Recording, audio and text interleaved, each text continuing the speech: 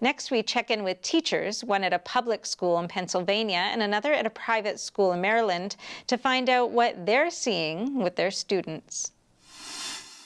We're joined now by teachers Jennifer Cameron and Janice Lloyd to hear what student engagement has been like for both of you, both in and out of the classroom over the last year.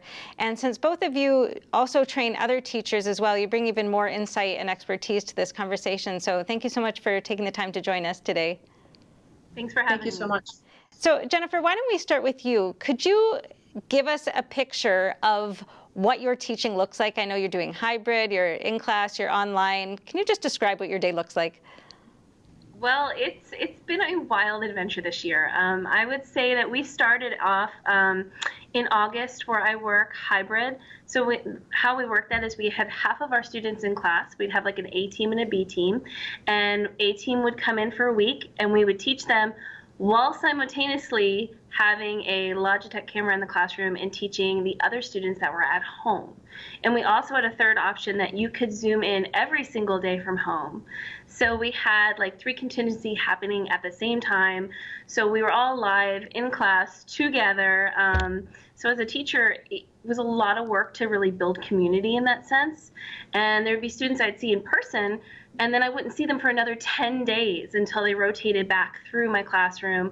But I would see them online, but not in person. So just so I can picture what's going on, where's the camera in relationship to you and the rest of the class, and where are you seeing your online students? Well, I will have a giant, I have a giant Logitech in the front of my room, and there's a big camera on there, and we pull up the students on Zoom and we can see them along the side. And then I have a picture of my classroom so the students see me physically teaching. And, we'll stop and, I've learned a lot about walking up to the camera and talking directly to them as well, and then getting back to my other students. Wow, okay. And Janice, can you describe what's been happening for you? We made the commitment early on over the summer that we were going to be in person for as long as we possibly can. We are a small private school, so we had that flexibility. We weren't obligated to, have to be distant. But there were several weeks during the school year that we did have to go virtual for several different reasons, and we would just use the laptop.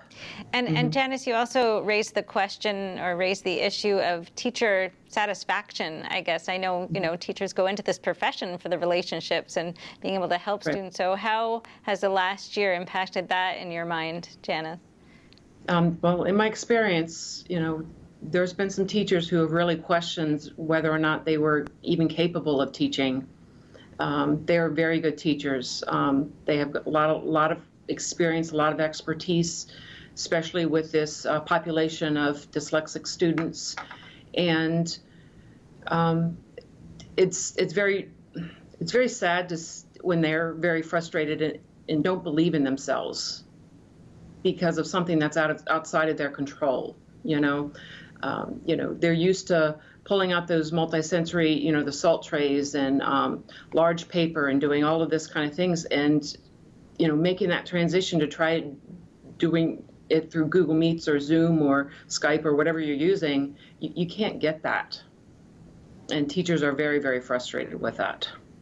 Jennifer, you're nodding a lot. I am. I teach 8th grade, and it is such a milestone year for so many students. There's so many things we do to build character and resilience, and you're kind of watching them become a young man or woman during that time, and to not be able to interact with them, have the same kind of relationships. And that's why a lot of middle school teachers teach middle school, because it's such an incredible time to be part of kids' lives, because you're helping them become really who they are independent of their families. And when we can't do a lot of the traditional activities we've done, we've really been struggling to find what alternatives can we do to mimic those experiences that help shape who they are as people for the rest of their lives. And so that's been a real struggle. And I agree with Janice, there are teachers who are really questioning, this is not kind of what I signed up for. And, how do I change and shift and pivot with this and still be the teacher I want to be? And through this experience or the last year or the online teaching, how much of the focus is on educational outcomes and how much of the focus is on just having students engage?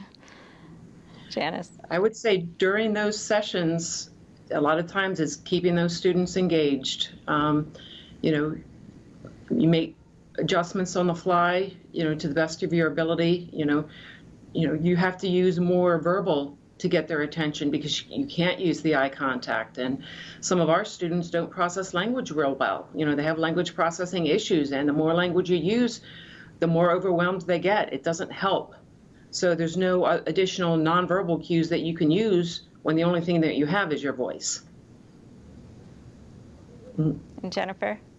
I would agree. I think that a lot of students are really relying heavily on audio and wanting that component and wanting the video and audio component. But there is this kind of lack of connection with that. And in regards to outcomes, it's hard because we have expectations of what the outcomes used to be, but we are all doing this for the first time. So our expectations when we start, we're always using a new digital tool or using a new, a format.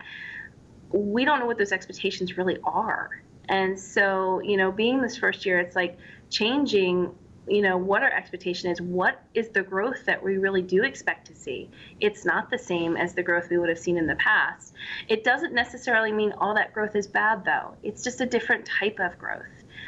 In regards to troubleshooting and learning how to work with technology and being resilient, and I will say one thing, I would say at the middle school level, I've seen in regards to social and emotional, the cool kids and the not so cool kids, I don't see that at all this year.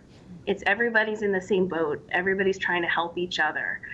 So in that regard, I've seen a lot of kindness from that, and a lot of students willing to step in and say, oh, I can fix that problem, or jumping in to help me. And that, in some ways, my role has changed to be really the guide on the side and not the leader, because there's students who come in and I know how to do that. I can fix that for you, And so in some regards, there's a lot of good things that come out of this, but there's also a lot of, it's been a lot of struggles.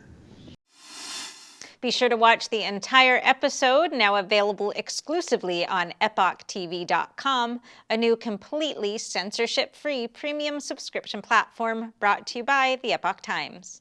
See you there.